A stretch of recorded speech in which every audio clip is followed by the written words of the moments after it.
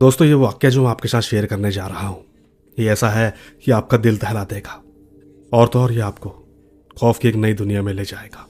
ये कोई मनगढ़ंत किस्सा नहीं है, ये बिल्कुल सच पर बीती हुई दास्तान है। मेरी अपनी जिंदगी की दास्तान जो मैं खुद आपको सुनाने जा रहा हूँ। साथियों, मैं कश्मीर का रहने वाला हूँ। मेरा नाम इमरान है। मेरी जिंदगी में ये बदलाव उस दिन से शुरू हुआ जब मैं 5 साल बाद अपने बचपन के दोस्त सुनील से मिला। उसे देखकर अचानक मैं हक्का बक्का रह गया। मैंने उससे पूछा कि सुनील, यार तुम इतना कैसे बदल गए? तुम सुनील ही हो ना जो मेरे मोहल्ले में रहते थे? वो मुझसे गले मिलते हुए हंस पड़ा। कहने लगा, हाँ यार, मैं वही हूं, तुम्हारे बचपन का दोस्त। सुनील मुझे लेकर एक रेस्टोरेंट में आ गया। मैं उसे देखकर हैरान रह गया। उसके महंगे कपड़े, महंगी गाड़ी, ये सब क्या था? जबकि वो तो एक गरीब आदमी था जिसके पास 2 वक्त की रोटी भी नहीं होती थी। और आज देखकर यकीन नहीं होता, बस 5 साल में इतनी तरक्की समझ में नहीं आया। लेकिन मैं ये राज जानना चाहता था, पर वो मुझे बताने के मूड में नहीं लग रहा था। मैं उसे बार बार परेशान किए जा रहा था कि दोस्त यार, बताना ये सब कैसे मिला? कहीं ऐसा तो नहीं कि तुम डंकी लगाकर किसी और देश में चले गए थे? यहां रहकर इतना पैसा कमाना इतनी आसान बात नहीं। आखिरकार तुम्हें यहां से बाहर कौन लेकर गया? तुम्हारे तो सभी रिश्तेदार गरीब थे ना, 2 वक्त के लिए खाने के लिए तरस गए थे तुम लोग। बताओ ना, तुम्हें किसने बाहर भेजा? सुनील ने मेरे सामने हाथ जोड़ दिए। कहने लगा कि यार, अंदाजा लगाना बंद करो। मैंने तुम्हें कब कहा कि मैं डंकी लगाकर कहीं और गया हूं? मैं कहीं नहीं गया यार, मैं यहीं पर था। मैंने यहीं पर रहकर ये सब कुछ बनाया है और ये सारी चीजें मेरे पास 1 साल पहले ही आई हैं। 1 साल पहले तक मैं वैसा ही था, वही खाली हाथ, निकम्मा, बेरोजगार। दोस्तों, ये बात उसने कड़वाहट से बोली। उसने खाना भी खुद ही ऑर्डर किया और बिल भी खुद ही पे किया। मैं चुपचाप उसकी गाड़ी में आकर बैठ गया। गाड़ी में बैठने के साथ ही सुनील मुझसे कहने लगा, मैं जानता हूं तुम्हारे दिमाग में बहुत सारी सोच चल रही है, मगर यार अभी मुझे एक जगह पर जरूरी जाना है और अभी तो तुम्हारे साथ मेरी अचानक से मुलाकात हुई है। मैं दोबारा जल्दी आकर तुमसे मिलता हूं। तुम्हारा घर अभी भी वही है ना, पुराने मोहल्ले में? मैंने हाँ में सर हिलाया। न जाने क्यों मुझे शर्मिंदगी सी हो रही थी कि आखिर इतने कम समय में इतनी तरक्की, और मैं अभी भी वहीं का वहीं, उस पुराने मोहल्ले में। सुनील ने मुझसे कहा, मैं कल शाम को आकर तुमसे मिलूंगा और सब कुछ बता दूंगा।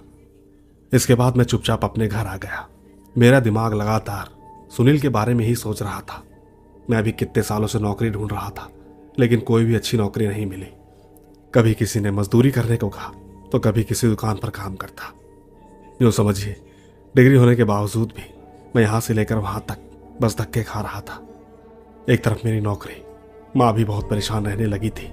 उससे कहती थी कि बेटा, तुम्हारी दोनों बहनों की उम्रें शादी की हो चुकी हैं, उनके रिश्ते भी आ रहे हैं, मगर अभी तक मैं और तुम्हारे बाबू उनका अच्छी जगह पर रिश्ता करने से घबराते हैं। जाहिर है, अगर शादी करेंगे तो उसका खर्चा भी होगा, दहेज भी लेना होगा।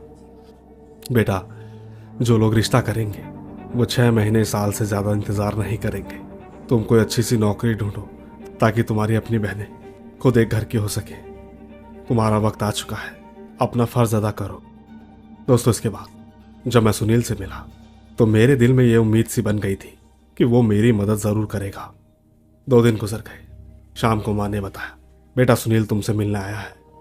उस वक्त मैं कमरे में बैठा नमाज के बाद माला पढ़ रहा था। अचानक माँ की बात सुनकर मैं बहुत खुश हो गया। मैंने माँ से कहा, माँ जल्दी से अच्छी चाय भेजना और साथ में दुकान से कुछ खाने के लिए भी। मैं सुनील को लेकर अपने कमरे में आता हूँ। सुनील मुझे देखकर एकदम खुश हो गया। कहने लगा कि आज मैं लंबी छुट्टी लेकर तुम्हारे पास आया हूँ, क्योंकि मैं जानता हूँ मुझसे मिलने के लिए तुम कितने बेचैन हो। याद है जब हमारी पिछली बार लड़ाई हुई थी, वही हमारी आखिरी मुलाकात हुई थी। उसके बाद तो मुझे ऐसा लगा था कि शायद अब तुम कभी मुझसे बात नहीं करोगे, मगर कल जब तुम मुझसे इतनी जिंदादिली से मिले तो मैं पुरानी बातों को भूल गया। उस वक्त मुझे शर्मिंदगी का एहसास हुआ। याद आती है वो बात जिसकी वजह एक लड़की बनी, जिसको हम दोनों पसंद करते थे। बस उसी लड़की के चक्कर में हम दोनों की आपस में लड़ाई हो गई, नाराजगी हो गई। दोस्तों, सुनील इसी मोहल्ले पे किराए के घर पे रहता था। उस लड़ाई के बाद वो अपने माता पिता को लेकर यहाँ से चला गया था। बस एक वही दिन था। उस दिन के बाद मैंने उसे कभी नहीं देखा, और अब आज इतने सालों बाद जाकर मुलाकात हुई तो उसके बदले हुए हालात के बारे में मैं बस जानना चाहता था। सुनील ने मुझसे कहा, यार तुम तो जानते ही हो कि मेरे हालात तो तुम्हारे सामने थे। मैं जब यहाँ से गया उस दिन मैं बहुत दुखी था। मेरी जेब में सिर्फ मात्र 100 रुपये थे। मकान मालिक का किराया ना देने की वजह से उसने हमें निकाल दिया था। अगर मेरे पास पैसे होते तो हम यहीं आराम से किराए पर रहते। मैं बहुत परेशान हो गया था। मैं लगातार यही सोच रहा था कि माँ बाप और जवान बहन को कहाँ लेकर जाऊं। तभी भगवान ने रास्ता बना दिया। रास्ते में बाबा के एक दूर के रिश्तेदार से मुलाकात हो गई। वो बहुत नेक दिल के थे। उन्होंने हमारी कहानी सुनी तो उन्हें हम पर दया आ गई। वो हमें अपने साथ अपने घर ले गए। वो एक गांव में रहते थे। गांव की जिंदगी तो तुम जानते ही हो, इतनी आसान नहीं होती। पर उस वक्त क्या करता, मैं उसी गांव में आकर रहने लगा। मैंने वहां पर रहकर मजदूरी करना शुरू कर दिया था, क्योंकि कब तक मैं उनके ऊपर बोझ बनकर रहता। आखिरकार वो लोग भी गरीब ही थे, मजदूरी करके ही खाना खाते थे। मैं बस यूं ही काम कर रहा था कि तभी अचानक एक दिन मुझे जंगल से लकड़ियां काटने का काम मिला।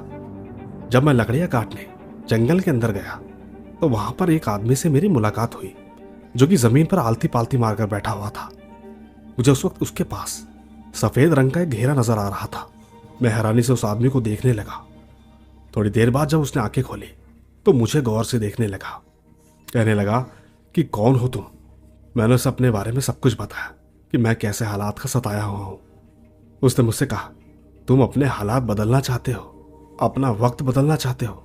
मैंने जोर से हाँ कहकर सर हिलाया। मैंने उनसे कहा, गुरुजी, अपने वक्त को कौन नहीं बदलना चाहता। मैं भी चाहता हूं कि मेरी जिंदगी में परेशानियां और तकलीफें खत्म हो जाए, जिंदगी में थोड़ा सा सुकून आए। वो मुझसे कहने लगे कि इसके लिए तुम्हें बहुत मेहनत करनी पड़ेगी, तब जाकर तुम इस काबिल होंगे कि अपनी जिंदगी बदल सको। मैं तुरंत उनके सामने घुटनों के बल बैठ गया। मैं उनसे पूछने लगा कि एक बार बस आप मुझे बताइए, आप है कौन। उसने मुझसे कहा, मैं एक तांत्रिक हूं, तंत्र मंत्र करता हूं। मेरे पास बहुत सारे जिन्न हैं और इन सबको मैंने बहुत मेहनत से हासिल किया है। उसकी बात पर मेरी आंखें फटी की फटी रह गई। जिन्नात, आपने ये सब कैसे काबू किए? क्या इन सब चीजों में आपको कोई तकलीफ नहीं हुई? मेरी बात पर वो गहरी सांस लेकर रह गए। कहने लगे, देखो, जब इंसान किसी मैदान में जाता है और ठीक किसी काम में हाथ डालता है तो सब कुछ उसे आसानी से नहीं मिलता। इसके लिए बहुत कुछ इंसानों को खोना भी पड़ता है। बस तुम इतना याद रखो कि अगर तुम कुछ लेना चाहते हो, हासिल करना चाहते हो, तो इसकी तुम्हें कीमत भी चुकानी होगी। मैं तुरंत उनके करीब होकर बैठ गया। मैंने उनसे कहा, अगर मैं भी आपकी तरह काम करूं और जिन्नात को काबू कर लूं तो क्या मेरे पास भी वो सब आ सकता है जो मैं चाहता हूं? गुरुजी मुझसे कहने लगे, एक बात बताओ, जब तुम्हारे पास ताकत होगी, तुम ताकतवर बन जाओगे, तो खुद ही सोचो, तुम कुछ भी हासिल कर सकते हो। जब तुम्हारे आगे काम करने के लिए बहुत सारी शक्तियां होंगी तो तुम उन्हें अपने काम में मदद ले सकते हो। यहां तक कि तुम उनसे जायज और नाजायज हर तरह के काम करवा सकते हो। वो तुम्हारे हर काम पर, हर बात पर अमल करने पर मजबूर होंगे।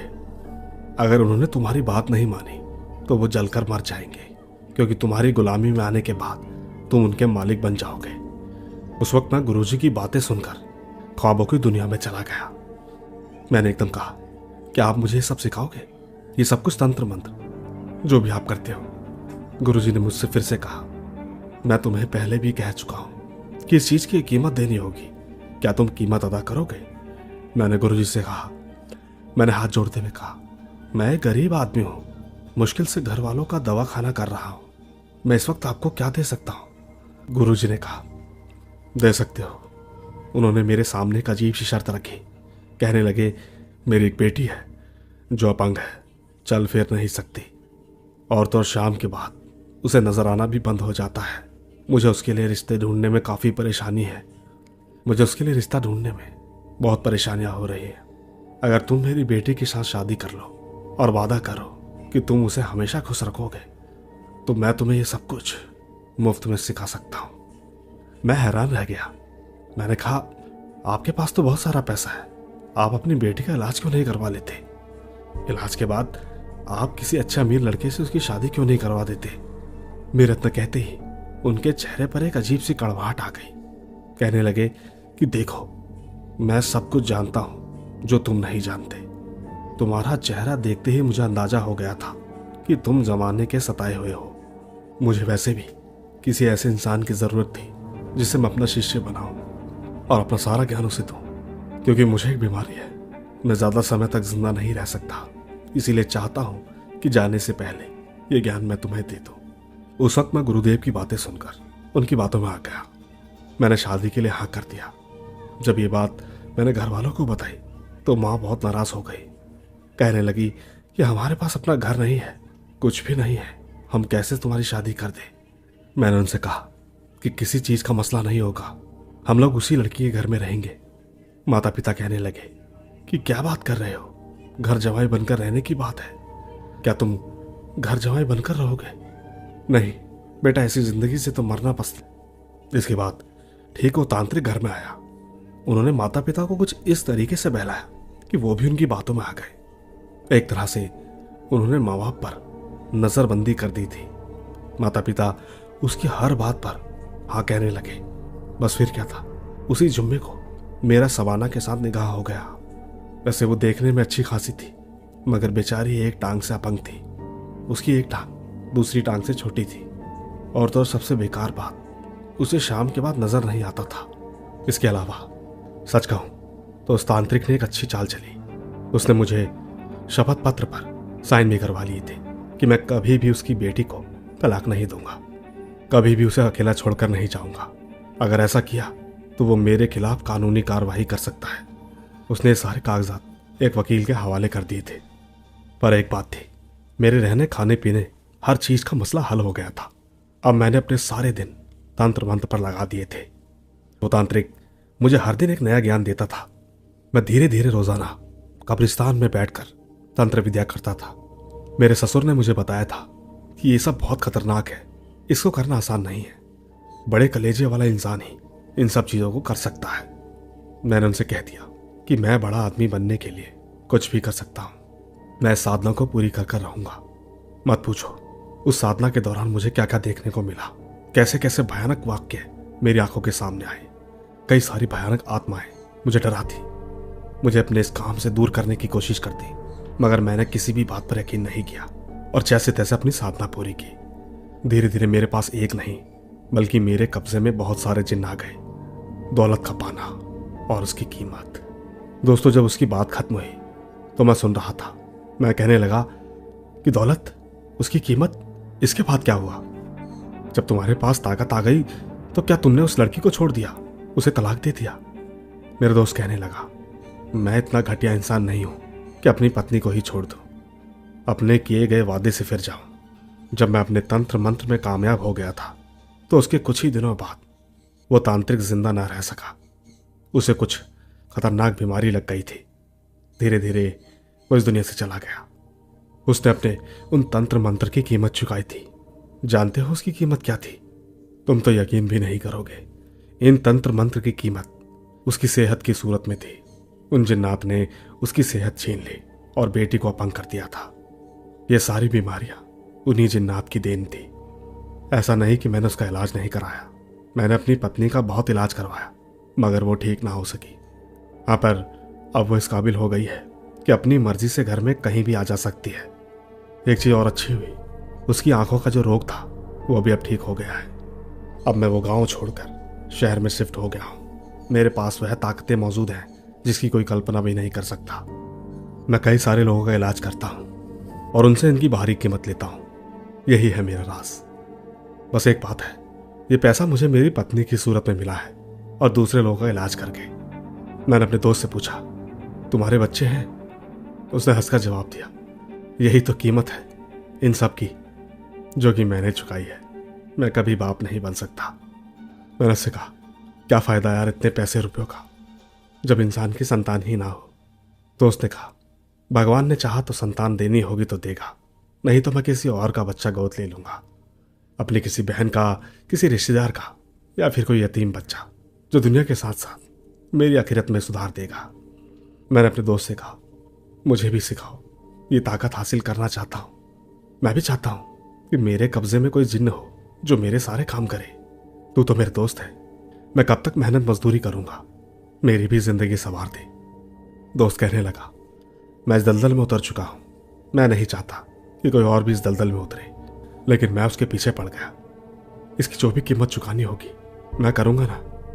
दोस्त ने कहा, मैं कल तुम्हारे पास फिर आऊंगा, मुझे अभी जिन्नातों से सलाह लेने दो कि तुम्हारे लिए क्या बेहतर रहेगा। इसके बाद मेरा दोस्त चला गया। मुझे मन ही मन ये लगने लगा कि शायद वो मुझसे जलने लगा है कि कहीं मैं उससे ज्यादा कामयाब ना हो जाऊं। पर मैंने सोच लिया था कि चाहे कुछ भी हो जाए मैं ये काम जरूर करूंगा। अगर मेरे दोस्त ने मुझे ये नहीं सिखाया तो मैं किसी और तांत्रिक का हाथ थाम लूंगा। जैसे मेरे दोस्त को वो आदमी मिला तो मुझे भी तो मिल सकता है जो अपना सारा ज्ञान मुझे सौंप दे। मगर इसकी नौबत नहीं आई। अगले दिन मेरा दोस्त मेरे पास आ गया था। कहने लगा, मेरे पास तुम्हारे लिए एक अच्छी खबर है। मैंने कहा, बताओ। उसने कहा, मैं तुम्हें एक काम बताता हूं जिससे एक जिनजाति तुम्हारे कब्जे में आ जाएगी। याद रखना, वो बहुत ताकतवर है। मेरे पास जितने जिन्नात हैं उनसे भी ज्यादा ताकतवर। मगर उसे काबू करने के लिए तुम्हें बहुत सारे कष्ट उठाने पड़ेंगे।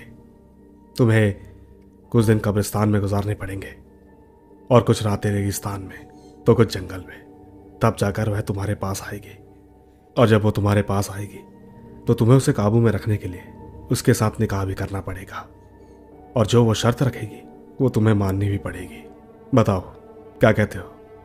सोच लो, अगर वो तुम्हारे काबू में आ गई तो तुम्हारी जिंदगी संवर जाएगी। मैंने बिना सोचे समझे हाँ कर दी। ठीक है, मैं ये काम करने के लिए तैयार हूं, बस तुम मुझे बताओ मुझे क्या करना होगा। उसने मुझे तरीका बताया, सिर्फ 40 दिन का। ये सिर्फ 40 दिन की साधना है। 10 रातें तुम्हें कब्रिस्तान में गुजारनी है और 10 रातें जंगल में, और ठीक 5 रातें किसी वीरान जगह पर, तो 5 रातें तुम पानी में खड़े होकर। बस यही काम करना है। सच में बहुत मुश्किल था, पर मैंने फैसला कर लिया था। और वैसे भी हारा हुआ इंसान कुछ भी करने के लिए तैयार होता है। मैं अगले दिन ही साधना के लिए तैयार हो गया। मैंने माँ से कहा, माँ मैं 1 महीने के लिए घर से जा रहा हूँ। माँ एकदम परेशान हो गई। कहने लगी, बेटा ये क्या बोल रहे हो, तुम कहाँ जा रहे हो? मैंने कहा, मुझे एक नौकरी मिल गई, मैं पूरा महीना नौकरी पर जाऊंगा, उसके बाद ही वापस लौटूंगा। अच्छी बात यह है कि मुझे अभी से इसकी तनख्वाह मिल रही है। मैंने माँ से झूठ कहा था। वो पैसे मुझे मेरे दोस्त ने दिए थे। मैंने अपने दोस्त से पैसे उधार लिए ताकि मैं अपने माँ बाप को पैसे देकर उस महीने का इंतजाम करके चला जाऊं। मैं माँ की दुआएं लेकर शहर से बहुत दूर आ गया था। यह कब्रिस्तान शहर से बहुत दूर था। इसके पास एक कच्ची सड़क गुजरती थी। यहाँ पर दूर दूर तक कोई आबादी नहीं थी, ना कोई गांव, और ना ही इसके पास जंगल में कोई खाना बदोश रहता था। मुझे सुनील ने कहा था कि ऐसे कब्रिस्तान का चुनाव करना जहां पर किसी का आना जाना ना हो। याद रखना, रात का वक्त हो चाहे दिन का, किसी भी वक्त वहां कोई नहीं आता हो। मैंने ठीक कब्रिस्तान के बाहर एक छोटी सी झोपड़ी लगा ली थी, जहां पर मैंने खाने पीने का सारा सामान रख दिया। दिन भर मैं उस झोपड़ी में रहता और रात को कब्रिस्तान में आकर साधना करने लगता। इस बीच मैं सुनील के साथ संपर्क में भी था। वो मुझसे एक ही बात कहता था कि मोबाइल को हमेशा के लिए मत चलाना, सिर्फ कॉल करने के लिए ही रखना, वरना तुम्हारा मोबाइल चार्ज करना बहुत मुश्किल हो जाएगा। मेरा पहला दिन, पर खैर पहले दिन तो कोई असामान्य वाक्य पेश नहीं आया, मगर दूसरी रात जैसे ही मैं कब्रिस्तान में आया तो अचानक एक जोरदार चीख मेरे कानों से टकराई। मैं बुरी तरह घबरा गया।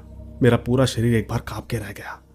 समझ में नहीं आया कि आखिर ये चीख की आवाज किसकी थी, वो भी इतनी दर्दनाक। मगर ये क्या, ये आवाजें तो बार बार आने लगी। मेरे कानों के पर्दे फटने लगे।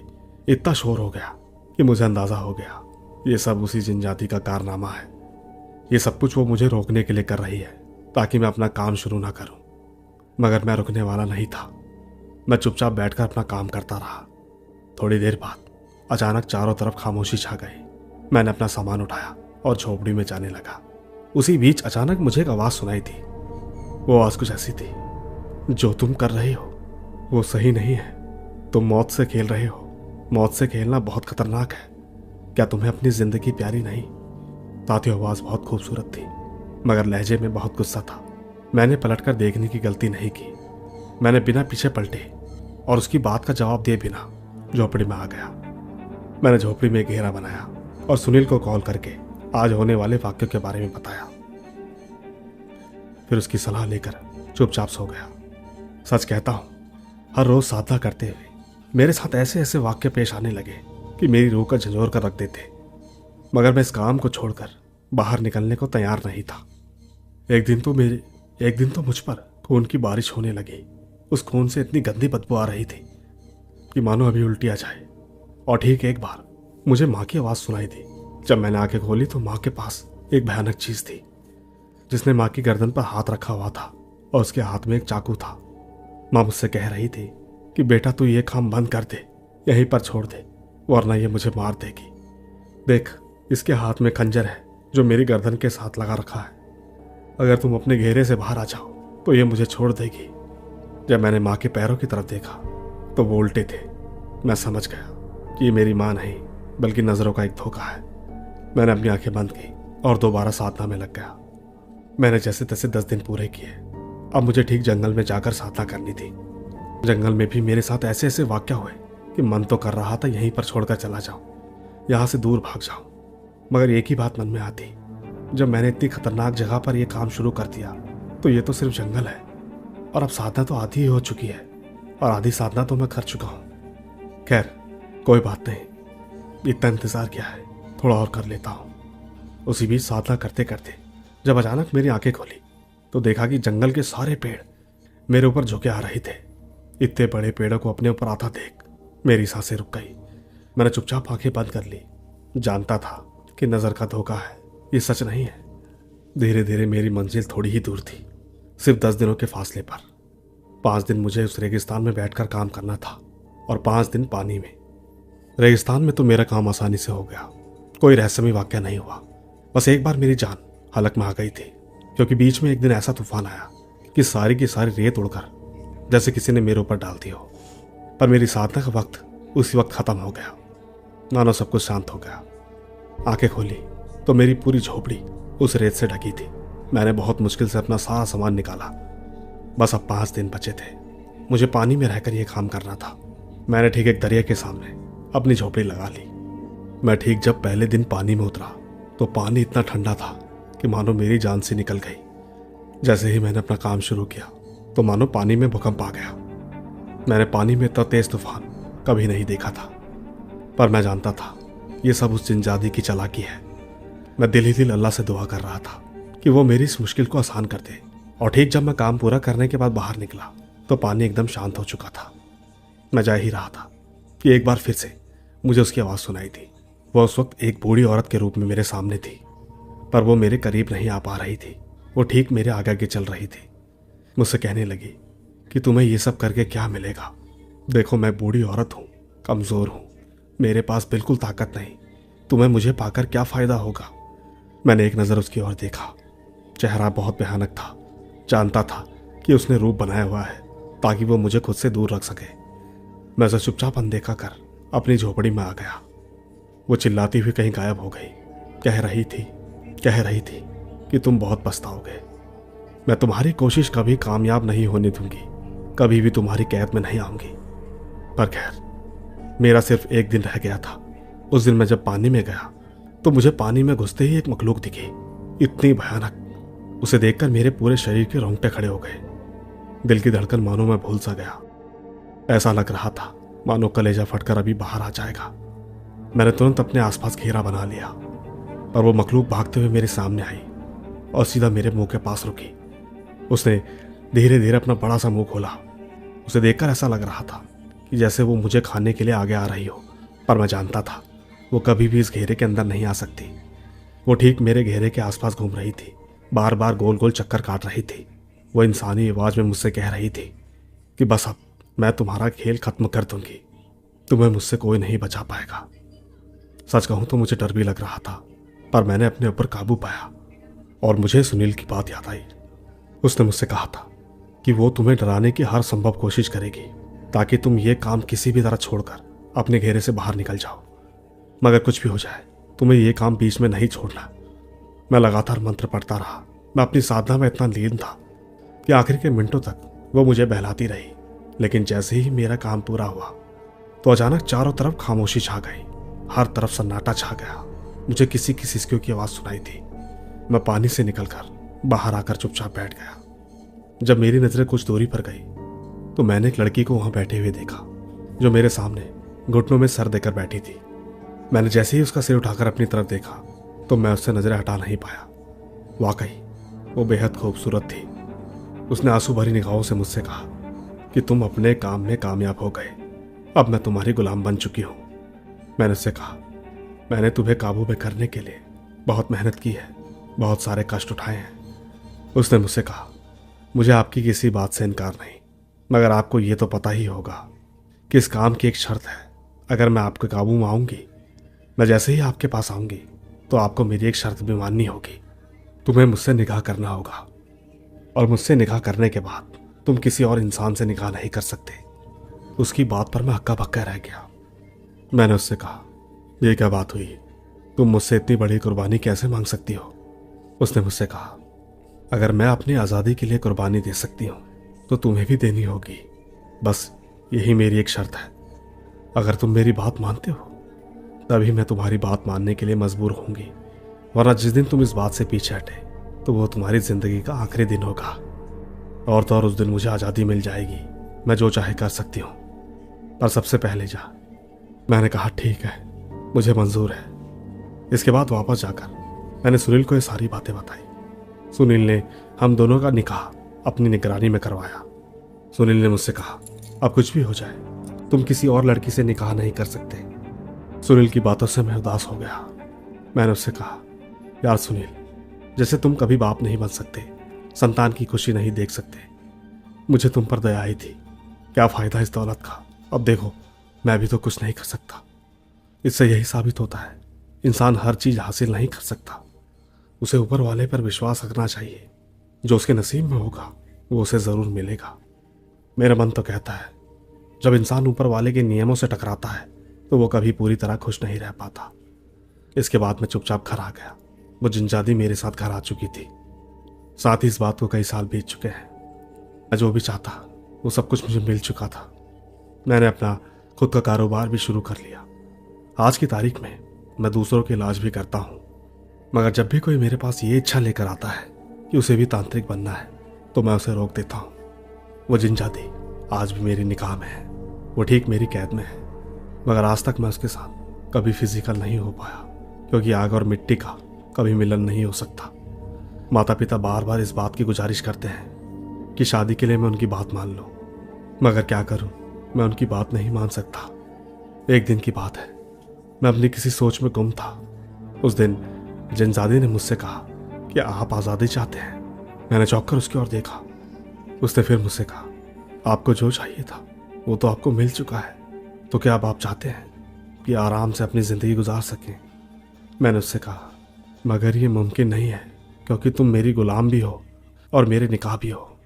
अब मैं तुमसे कैसे आज़ादी ले सकता हूँ? उसने मुझसे कहा, मैं आपकी ज़िंदगी के लिए हमेशा से चली जाऊंगी। कभी आपसे उस वक्त की कीमत नहीं लूंगी जो वक्त तुमने मुझे कैद में डाले रखा है, क्योंकि मैंने देखा है आप खुद भी पूरे वक्त बेचैन और परेशान रहे हैं। वैसे ये सब कुछ हमारे उसूलों के खिलाफ होता है, मगर तुम्हारी दरिया दिली और एक अच्छा इंसान देखते हुए मैं तुम्हें इससे आज़ाद कर सकती हूँ। माना तुम एक अच्छे इंसान हो, बस इतना याद रखना, तुम्हारी अच्छाई की वजह से आज तुम बिल्कुल सही सलामत हो। बस आपको एक ही कीमत चुकानी होगी, मुझसे निकाह तोड़कर मुझे इस गुलामी से आज़ाद करना होगा। मैं कसम खाकर कहती हूँ, मैं आपको कभी आँच नहीं आने दूंगी। मैं आपकी ज़िंदगी से हमेशा के लिए चली जाऊंगी। इसके बाद चाहे आप शादी करें या जो भी करें, मेरा आपसे कोई लेना देना नहीं होगा। मैंने चुपचाप उसकी सारी बातें सुनी और सीधा सुनील के पास चला गया। सुनील मुझसे कहने लगा, ये तो बहुत अच्छी बात है कि उसने तुम्हारी बात मान ली। वैसे भी जिन्नात जब किसी की कसम खाकर बात करते हैं तो कभी भी अपनी कसम नहीं तोड़ सकते। अगर कसम तोड़ेंगे तो वो जलकर राख हो जाएंगे। सुनील की बात सुनने के बाद मैंने उसे आज़ाद कर दिया। वो जिन्नजादी चुपचाप मेरी ज़िंदगी से चली गई। इसके कुछ समय बाद जब मेरी ज़िंदगी ठीक ठाक चल रही थी, फिर मैंने माँ बाप की पसंद से शादी भी कर ली। आज मेरी शादी को 10 साल गुजर चुके हैं।